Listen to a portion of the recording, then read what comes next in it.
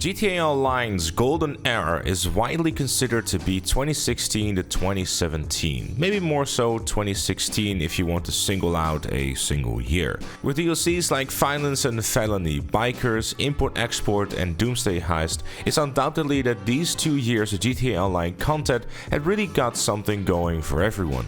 Every DLC felt fresh and different from its predecessors, and seemingly pushed to do something different that hasn't been done before. Every DLC had a consistent theme that you either liked or, well, you didn't.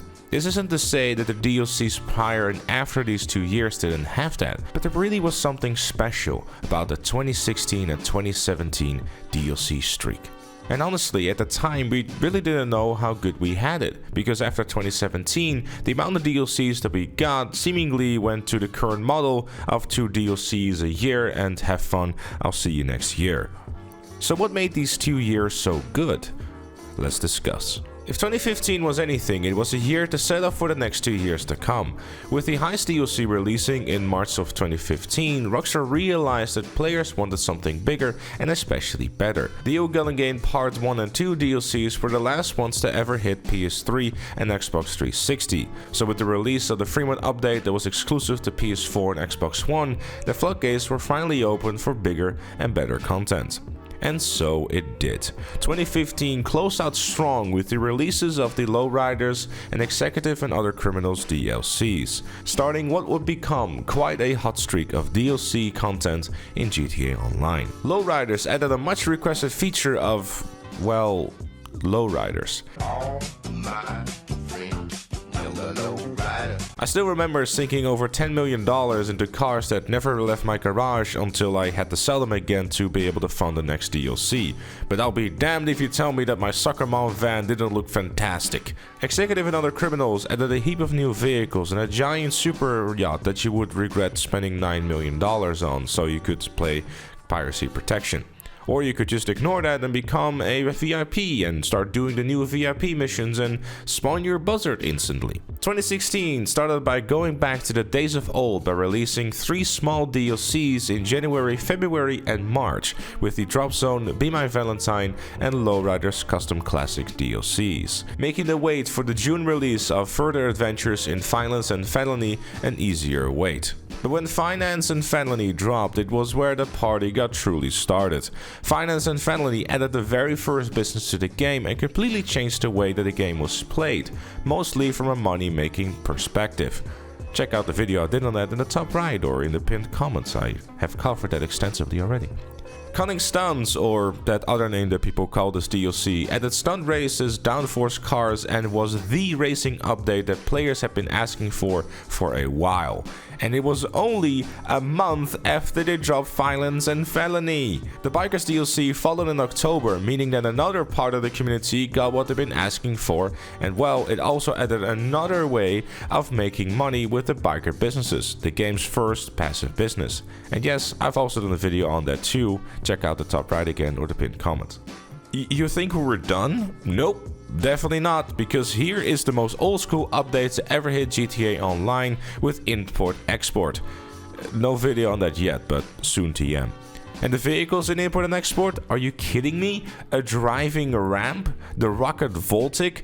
A car with a parachute? Oh, and also a literal truck that can plow through traffic like it's nobody's business. What's that? You want to race these special vehicles? Sure, here's an update dedicated to that. Also, for free to make your own.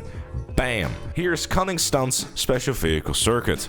Enjoy. Now, for some people, this is where the game started to take a turn for the worst. With the release of gun running in June of 2017, everything started to look a little bit more weaponized and armored and explosive.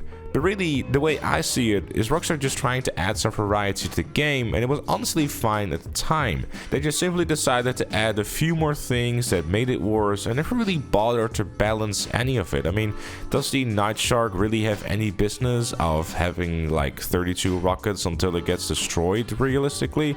I mean, it's a great counter against the oppressor and all this sort of stuff, but is that balanced? Sadly, the business was also another passive business, which I personally didn't really like at the time and still feel that passive businesses don't really add a whole lot of content to the game outside of the fact that it fattens your pockets.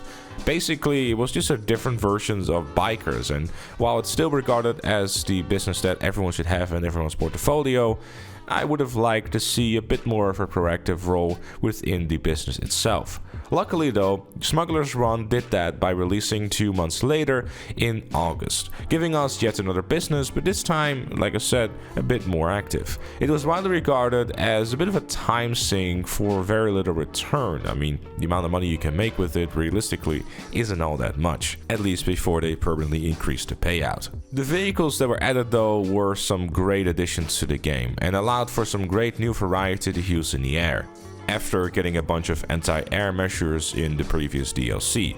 But, we don't talk about that. Though it should be said that the hangar business missions are a breath of fresh air. It'd just be nice if you could do them as contact missions rather than as resupplying your business. And here we are, the banger to close them all, the Doomsday Heist. I mean, is there really a lot to say about this? The amount of hype for this DLC at the time after getting the original heist 2 years prior was simply fantastic. Being able to play a heist with 2 players, or 3, or 4, and have a criminal mastermind challenge for each individual one? Oh baby, we had it so good. 2018 is where stuff started to go downhill. Less DLCs were releasing, but to be fair to Rockstar, the quality didn't entirely drop. You can say what you want about the nightclub DLC or After Hours, but the quality is definitely there. It also added a new passive business that combined all the old passive businesses, which was pretty cool. It's understandable as to why it happened though. They were hard at work with the Red Dead Redemption 2 video game that is just, what a game.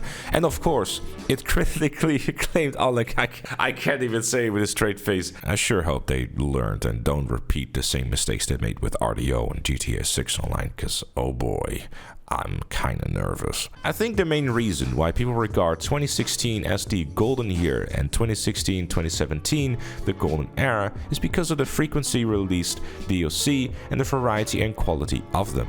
And well, free mode didn't really have as many explosions per minute, and we really didn't know how good we had it.